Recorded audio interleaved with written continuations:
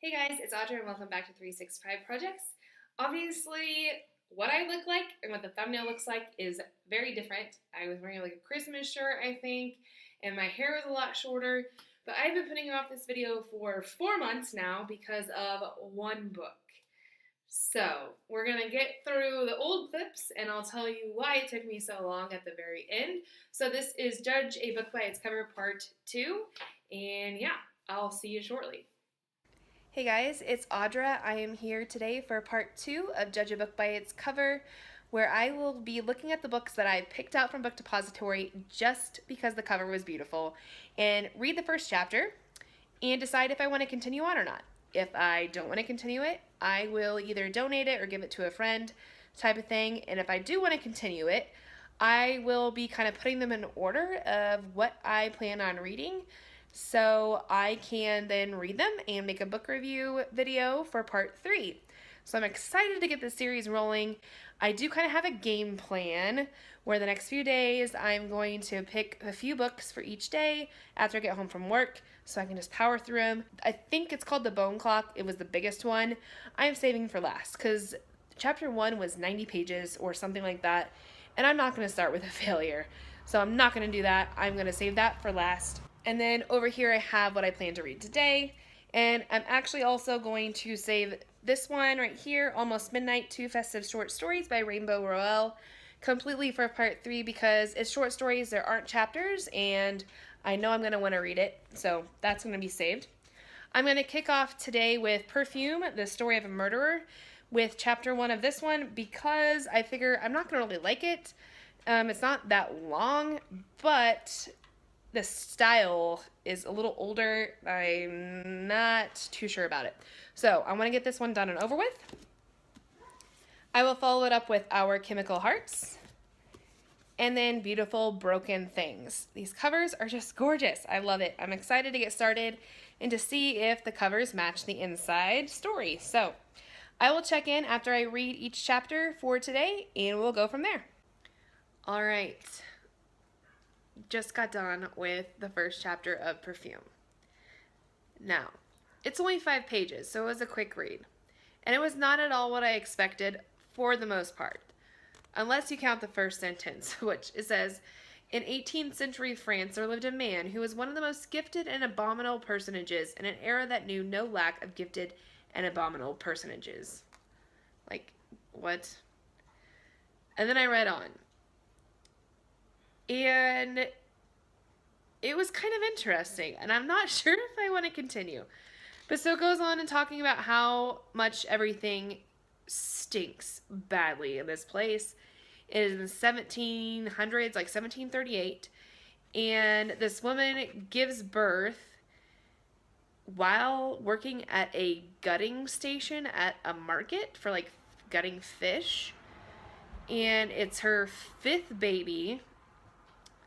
All the other ones she's abandoned and let die. And so they find this baby underneath her station after she passes out. They arrest her. She's decapitated. The baby gets sent to a wet nurse. And all of this happens in 5 pages. So now I'm confused because I still flip through it and I see the style and the words and the vocabulary is not going to be my cup of tea, but do I want to continue? I need to see what, I guess, the other ones are like. But I don't know. I guess I'll decide at the end whether I want to read it or not. Alright, so it's like a minute and a half later and I'm already back because, yeah, 2.5 pages. And I think I love this book already. First of all, the chapters, I love that the fish are there. But it's just, you can like hear the voice of the narrator, a teenager that's questioning like what love is supposed to be like in the movies, and like that's not what it's like at all in real life. For example, it says, I thought there would be something, you know, a skipped heartbeat, a tug at the soul where something inside you goes, holy shit, there she is. Finally, after all this time, there she is. And that just made me laugh. But the girl Grace Town walks into the class, and it lists why she is different than other girls. She's dressed like a boy, she walks with a cane, and I just love it. And then at the end of the chapter it says, so this is certainly not a story of love at first sight, but it is a love story. Well, kind of. So obviously, short chapters, quirky romance, John Green, Rainbow Laurel. I'm all for this. I'm here for it. Definitely going to be reading this for sure and giving you a book review. I am back with the most beautiful book ever. I love The Gold and the Teal, but the story I'm not too impressed with so far.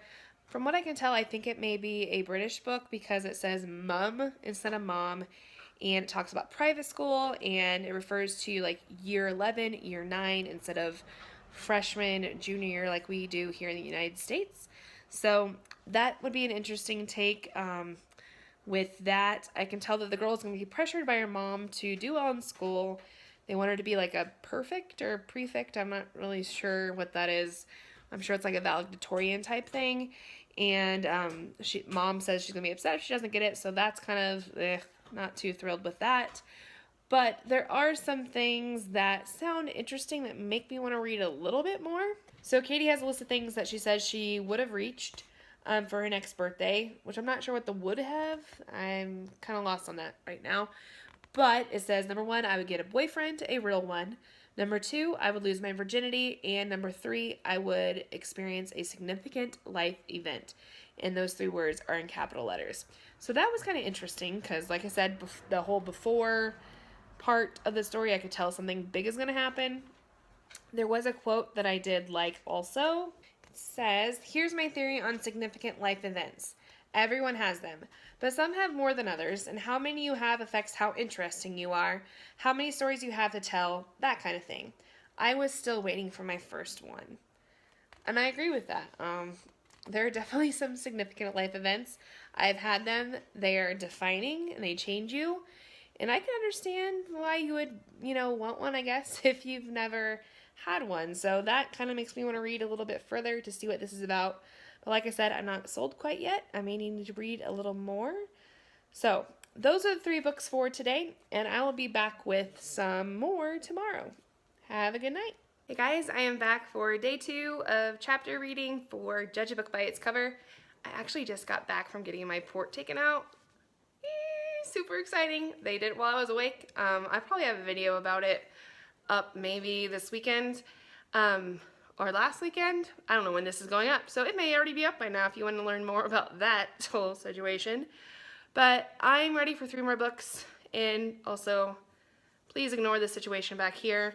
I am getting another bookshelf set up in my bedroom, and until then, my piano is where I keep all my library books. So the 3 books for today will be Trash, The Keeper of Lost Things, and The Girl of Ink and Stars. I'm going to read this one last today because I'm still not sure. I don't think I'm going to like it, but we'll see. Trash will be first, and it's only 4 pages, so I will be right back with my thoughts. I am 4 pages in, like I said, chapter 1, and I'm loving it like I thought I would.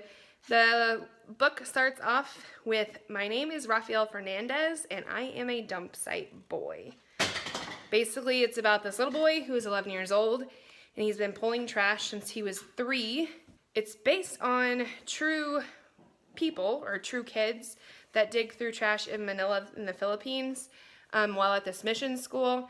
And it talks about a lot that they have stupa, which is basically poop, because they don't have running water and they don't have toilets. So they throw their poop away in the trash.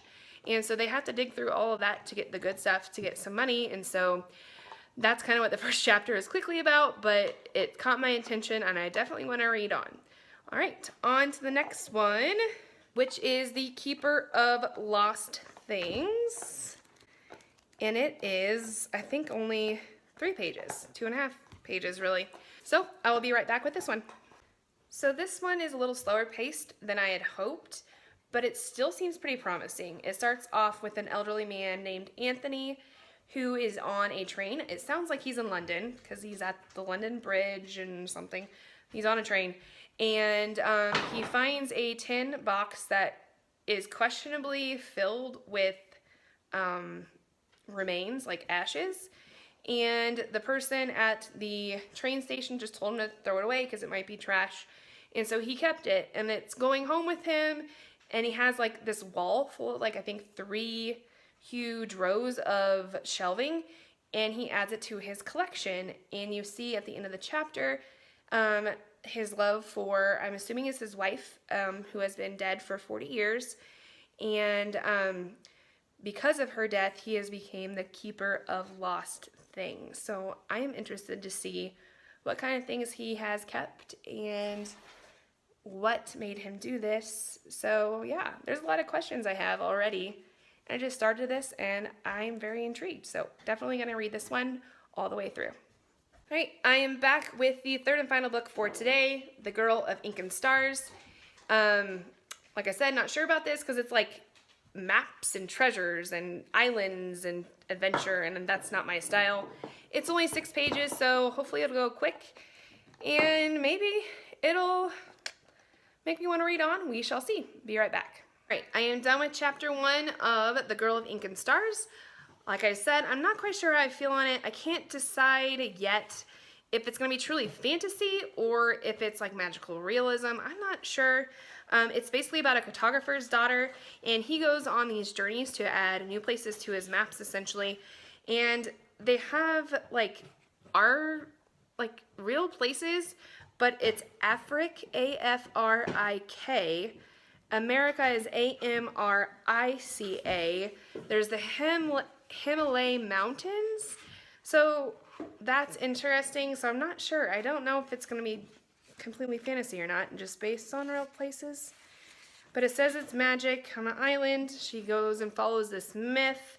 There was one part that really grabbed my attention, and I do kind of want to read on to see if they develop this relationship and talk about it in the past tense. But it says, 3 years now. 3 years since I sat there, my twin's hand fire in mine as he faded in the night, fast as a blown out match. That is just, it's beautifully written, but it's heartbreaking, and I can totally relate to that since I've lost a brother myself. So I do kind of want to read on and figure out if they go into that relationship anymore, or if it's solely just about the cartography and the myth. So we shall see. But all in all, it wasn't a bad day. I would say I'm definitely going to read 2 of these and maybe look into some more reviews, of this one to see if I want to continue on and read more. Tomorrow is another good day of reading. I have my 2 World War II novels, which I know I'm going to love, and I may end up actually finishing this one tomorrow instead of waiting, but we shall see. I will see you then. It is night 3 of Judge a Book by its cover, read the first chapter, and I am ready for Hitler's Canary. There's only 10 pages, and it's a children's novel with illustrations, so it will go quickly. And then after that will be the Auschwitz Violin, which I'm super excited about, and I hope it's so good that I just read the rest of it tonight because I can't put it down, and it's only 128 pages, so it's definitely doable. But first, let's get into this, and I will be right back with my thoughts. First chapter, I think it was actually the prologue, is done, and I'm not really into it that much, I guess. The majority of those pages were just setting up the story as to being the actress's son and all the parts that she's played, and it was just a lot of theater, which is not what I'm interested in. The end of that chapter got a little more interesting as the pamphlets were dropped that said the Germans were there to help take care of the Danes in Denmark. So I guess I might continue on to see what happens as they start to take over. But if it's majority theater, I think I might pass on it, but we will see on that. Like I said, I'm not really sure what I think of it yet. The next, the Auschwitz Violin. This is 11 pages, and I'm excited. Ooh, so excited. So I'll be right back. All right, I am done with chapter 1. It wasn't as grand as I thought it would be, but it was still pretty good. It's just a really slow start. So chapter 1 and all the chapters start off with like a real report from during that time. And it caught my attention right away. It's a report from a police officer that says, I noticed a Jewish woman walking along the ghetto border. She stuck her head out between the bars and was trying to steal turnips from a parked cart. I fired my rifle. The Jewish woman was mortally wounded. Like, no big deal. Like, it's just insane what was going on during that time. But anyways, so then it goes into the storyline of this man named Clement, I think is how you would say it, and how he is performing with a whole bunch of musicians, and there's a woman named Regina that has this beautiful violin, and he asks her where she got it from, who it was made by, and he finds out that it was actually made by her uncle Daniel, which would be the man from the concentration camp. And she doesn't tell him anything about it, but she gives all these papers to a friend to give to him that has information about the violin itself for him to read into and to learn about. And the friend does tell him that Regina's family was all killed in Auschwitz and a ghetto in Krakow. So she's the only one of her family left, and the violin is very dear to her. And so the next chapter, it looks like, is when it goes into the story of Daniel in the concentration camp. So I want to read on. I want to figure out more, but I'm going to wait. I'm going to try.